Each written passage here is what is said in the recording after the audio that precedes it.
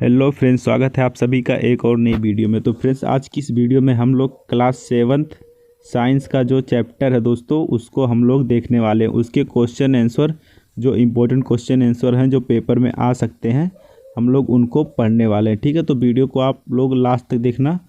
तो चलिए आज की वीडियो शुरू करते हैं। तो देखिए, सबसे पहला हमारा प्रश्न है, पौधों और जंतुओं के भोज्य में एक समान कौन कौन से पदार्थ होते हैं। तो जो पौधे होते हैं और जंतु होते हैं, दोनों के भोज्य पदार्थ में कौन कौन से पदार्थ समान होते हैं। तो पहला हमारा है कार्बोहाइड्रेट, दूसरा है प्रोटीन, वसा और खनिज। ठीक है, और एक जल भी होता है। ठीक है, क्योंकि जल पौधे भी लेते हैं और मनुष्य भी लेते हैं। तो ये हमारे जो हो गए भोज्य पदार्थ, ये लगभग दोनों में समान होते हैं। ठीक है, अब देखिए कौन से जीव अपना भोजन स्वयं बना सकते हैं। तो जो मनुष्य होते हैं वो दूसरों पे आश्रित रहते हैं, अर्थात वो अपना भोजन कभी पौधों से प्राप्त करते हैं, कभी जीवों से। ठीक है, लेकिन पौधे क्या है, हरे पौधे जो है अपना भोजन स्वयं बना सकते हैं। ये क्या करते हैं, प्रकाश संश्लेषण की क्रिया द्वारा, जो सूर्य के प्रकाश में होता है उससे अपना भोजन स्वयं बनाते हैं। ठीक है, इनमें क्लोरोफिल पाया जाता है, जिसकी सहायता से अपना भोजन बनाते हैं। अब देखिए, जंतु अपना भोजन कहाँ से ग्रहण करता है।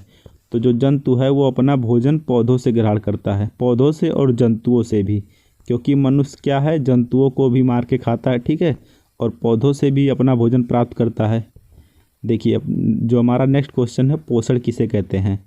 तो देखिए, सजीवों द्वारा भोजन ग्रहण करने एवं इसके उपयोग की विधि को पोषण कहते हैं।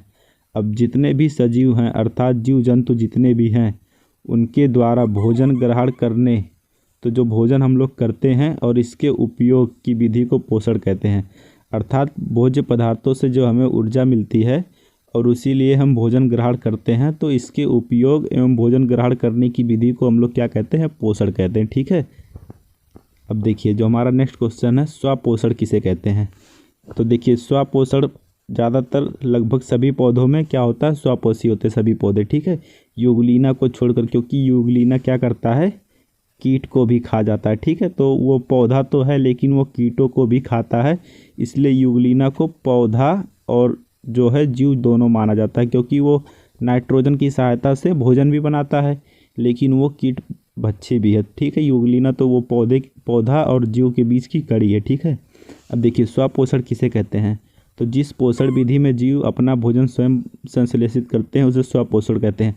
संश्लेषित मतलब बनाना, यानी अपना भोजन स्वयं बनाते हैं। जैसे पौधे प्रकाश संश्लेषण की क्रिया द्वारा अपना भोजन स्वयं बनाते हैं, तो वो क्या हो गए, वह स्वपोषी हो गए। अब देखिए, विषमपोषी किसे कहते हैं। जो जीव पादपों द्वारा संश्लेषित भोजन ग्रहण करते हैं उन्हें विषमपोषी कहते हैं। अब जितने भी जीव हैं जो पादपों द्वारा या जीवों द्वारा अपना भोजन ग्रहण करते हैं, ठीक है, जैसे जीव जंतुओं को मारकर खाना हो गया, या पेड़ पौधों से प्राप्त फल या कुछ भी दोस्तों, तो क्या हो गया हमारा, विषमपोषी उसे कहते हैं। ठीक है, जैसे मनुष्य हो गया, जीव जंतु हो गए, ये सब क्या है, विषमपोषी हैं। अब देखिए, हरे पौधे किस प्रक्रिया द्वारा अपना भोजन बनाते हैं। तो हरे पौधे प्रकाश संश्लेषण, यानी क्या, फोटोसिंथेसिस जिसे इंग्लिश में कहते हैं। तो प्रकाश संश्लेषण की क्रिया द्वारा क्या करते हैं, पौधे अपना भोजन बनाते हैं सूर्य के प्रकाश की उपस्थिति में। अब देखिए, जो हमारा नेक्स्ट क्वेश्चन है, कच्ची सामग्री का नाम बताइए जो पौधों का भोजन बनाने के लिए आवश्यक होती है। तो पौधों में भोजन बनाने के लिए क्या क्या आवश्यक होती है। सबसे पहला होता है कार्बन डाइऑक्साइड। ठीक है, कार्बन डाइऑक्साइड और जल, क्लोरोफिल तथा सूर्य का प्रकाश।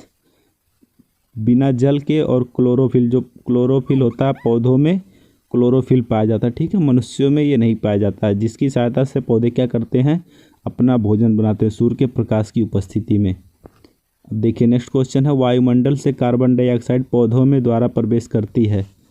तो वायुमंडल से जो कार्बन डाइऑक्साइड है वो पौधों में किसके द्वारा, रंध्र, जिसे क्या कहते हैं, स्टोमेटा। दोस्तों, पत्तियां आपने देखी होगी कि पत्तियां ऐसे होती हैं। ठीक है, देखिए ऐसे पत्तियां होती हैं, तो इस पर ऐसे छिद्र पाए जाते हैं छोटे छोटे। ठीक है, तो ऐसे इस पर छिद्र पाए जाते हैं। तो इन छिद्रों में जो क्या है दोस्तों, इन छिद्रों के द्वारा जो पौधे हैं कार्बन डाइऑक्साइड वो लेते हैं। ठीक है, अब देखिए, जो हमारा नेक्स्ट क्वेश्चन है, पौधों की जड़ों द्वारा अवशोषित जल व खनिज पत्तियों तक कौन पहुंचाता। तो जो पौधों की जड़ों द्वारा अवशोषित जल व खनिज पत्तियों तक वाहिकाएं पहुंचाती हैं। वाहिकाएं क्या होती है दोस्तों, जैसे जाइलम होता है हमारा, एक वाहिका होती है, ये जाइलम क्या करती है, ये जल ले जाने का कार्य करती है। ठीक है, उसी प्रकार हमारा होता है फाइलम। जाइलम और फाइलम। फाइलम क्या करता है? फाइलम जो भोज्य पदार्थ होते हैं उनको पेड़ के समस्त भागों तक ले जाने का काम करता है। ठीक है, अब देखिए जो हमारा नेक्स्ट क्वेश्चन है, पत्तियों में पाए जाने वाला हरा वर्णक क्या कहलाता है? तो पत्तियां जिस लिए हरी होती हैं दोस्तों, वो किस लिए होती हैं? हरा वर्णक अर्थात क्लोरोफिल। जो क्लोरोफिल पाया जाता है उसी के कारण हमारी पत्तियां जो हैं वो हरी होती हैं। ठीक है, क्लोरोफिल के कारण, ये ध्यान रखना। अब देखिए जो नेक्स्ट क्वेश्चन है, प्रकाश संश्लेषण प्रक्रम किसे कहते हैं? तो प्रकाश संश्लेषण देखिए, हरे पौधों द्वारा जल, खनिज व कार्बन डाइऑक्साइड के द्वारा सूर्य के प्रकाश की उपस्थिति में मंड बनाना प्रकाश संश्लेषण कहलाता है। मंड मतलब क्या होता है दोस्तों? जिसे हम लोग कहते हैं ग्लूकोज। ठीक है, ये पौधे अपना भोजन इसी की सहायता से ग्रहण करते हैं। ठीक है, ग्लूकोज जिसे आप लोग शर्करा भी कहते हैं। ठीक है, शर्करा। अब आइए नेक्स्ट क्वेश्चन देख लेते हैं, कौन सी फसलें मृदा को नाइट्रोजन प्रदान करती हैं? तो हमारी जो दलहनी फसलें हैं वो क्या करती हैं? मृदा को नाइट्रोजन प्रदान करती हैं। अब जैसे दलहनी फसलें क्या हो गया? मटर हो गया। इन सब फसलों में जैसे मटर का हमारा पौधा हो गया। ठीक है, अब जो पौधे की जड़ें होती हैं, इन जड़ों में गांठें पाई जाती है। ठीक है, इन गांठों में क्या होता है? एक राइजोबियम। इन गांठों में एक राइजोबियम नाम का जीवाणु होता है। ठीक है, जो वायुमंडल का जो नाइट्रोजन होता है उसको भूमि में स्थिर कर देता है। अब देखिए, कांटेदार मरुस्थलीय पौधों में प्रकाश संश्लेषण प्रक्रम कहाँ होता है? तो जो कांटेदार मरुस्थलीय पौधे होते हैं उनमें प्रकाश संश्लेषण तने व हरी शाखाओं में होता है, क्योंकि वहाँ पे जो मरुस्थलीय क्षेत्र होते हैं वहाँ पे पानी की कमी होती है, इसलिए तने व हरी शाखाओं में है जो प्रकाश संश्लेषण होता है। अब नेक्स्ट क्वेश्चन देख लेते हैं, जो है शैवाल अपना भोजन कैसे बनाते हैं? तो शैवाल भी एक प्रकार के पौधे होते हैं जो समुद्र में या नदियों में ऐसे काई के रूप में पाए जाते हैं। वो क्या करते हैं? वो भी अपना भोजन प्रकाश संश्लेषण प्रक्रम द्वारा बनाते हैं, क्योंकि उनमें भी क्या पाया जाता है? क्लोरोफिल पाया जाता है। ठीक है, तो वो भी अपना भोजन प्रकाश संश्लेषण की द्वारा बनाते हैं। देखिए जो हमारा नेक्स्ट क्वेश्चन है, प्रोटीन में मुख्यतः कौन सा अवयव पाया जाता है? तो प्रोटीन में मुख्यतः हमारा जो है नाइट्रोजन पाया जाता है। प्रोटीन में हमारा कौन सा मुख्यतः अवयव पाया जाता है? नाइट्रोजन पाया जाता है। पौधे नाइट्रोजन को किस रूप में ग्रहण करते हैं? तो पौधे नाइट्रोजन को विलयन रूप में अर्थात गैसीय अवस्था में नहीं ही ग्रहण कर सकते हैं, विलयन के रूप में ग्रहण कर सकते हैं। ठीक है, देखिए अब बहुत लोग को क्या लगता है कि जो पौधे होते हैं वो पत्तियों के द्वारा सीधे डायरेक्ट ऑक्सीजन ग्रहण करते, वो नाइट्रोजन ग्रहण करते हैं, लेकिन वो क्या है दोस्तों? वो विलयन के रूप में जो है नाइट्रोजन को ग्रहण कर सकते हैं। ठीक है, कौन कौन से जीव वायुमंडलीय नाइट्रोजन को जल में घुलनशील नाइट्रेट्स में बदलने की क्षमता रखते हैं? तो जो हमारे जीवाणु होते हैं वो वायुमंडलीय नाइट्रोजन को जल में घुलनशील नाइट्रेट्स में बदलने की क्षमता रखते हैं। तो जो हमारे जीवाणु होते हैं वो कौन से जीवाणु होते हैं? राइजोबियम नाम का एक जीवाणु होता है। मैंने आपको पहले भी बताया है कि राइजोबियम नाम का जीवाणु होता है जो क्या करता है?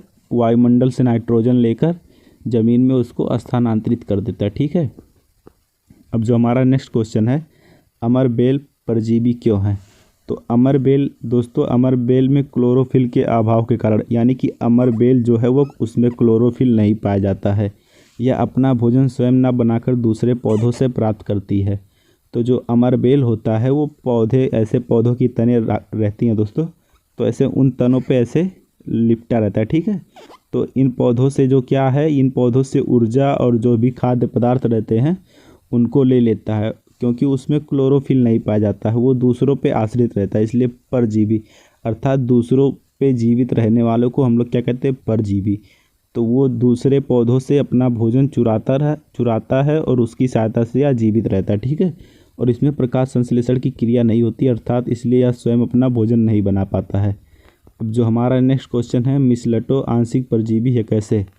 तो मिसलटो जो है इसमें हरी पत्तियां तो होती हैं परंतु जल व खनिज आम या महुआ के पौधे से प्राप्त कर अपना भोजन बनाती है। तो जो मिसलटो होता है दोस्तों, वो आप सभी ने देखा होगा कि जो हमारा आम का पेड़ होता है, जैसे आम का पेड़ है, ठीक है, तो आम के पेड़ पे यहीं पे कहीं पे या यहाँ पे दोस्तों कोई एक और पौधा उग जाता है, आप उसको देखे होंगे, तो वो पौधों की पत्तियाँ ऐसे ऐसे रहती हैं, तो उसे हम लोग क्या कहते हैं दोस्तों? मिसलेटो कहते हैं। ठीक है, वो आम के पौधे पे ऐसे ऊपर से उग जाता है, आप लोगों ने कभी देखा होगा।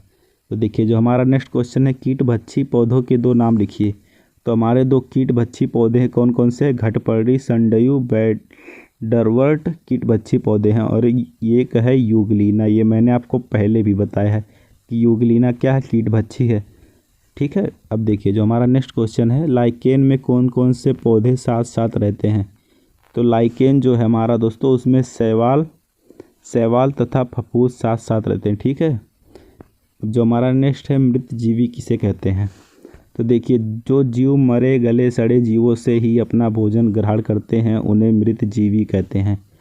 अब मृत जीवी दोस्तों, जो कोई भी जीव जंतु मर जाते हैं तो उनमें वो क्या करते हैं? सड़ने लगते हैं। तो उस पे जो जीव पाए जाते हैं, जीवाणु जो होते हैं, वो क्या करते हैं? उस जीव का भक्षण कर लेते हैं। अर्थात मृत मतलब मरे हुए, और जीवी मतलब जंतु से, यानी कि मरे हुए जंतुओं से जो भोजन ग्रहण करते हैं वो क्या कहलाते हैं? मृत जीवी कहलाते हैं। ठीक है। अब देखिए दो मृत जीवी के नाम लिखिए। तो दो मृत जीवों के नाम क्या है? मशरूम है दोस्तों, दूसरा कुकुरमुत्ता है। अब ये क्या करते हैं दोस्तों? पेड़ पौधों पे जो सड़े गले पेड़ पौधे होते हैं, बरसात के मौसम में आपने देखा होगा कि ऐसे कुकुरमुत्ता रहता है जो उगाता है। ठीक है। इस तरह से रहता है। ठीक है। तो और मशरूम भी इसी तरह से रहता है।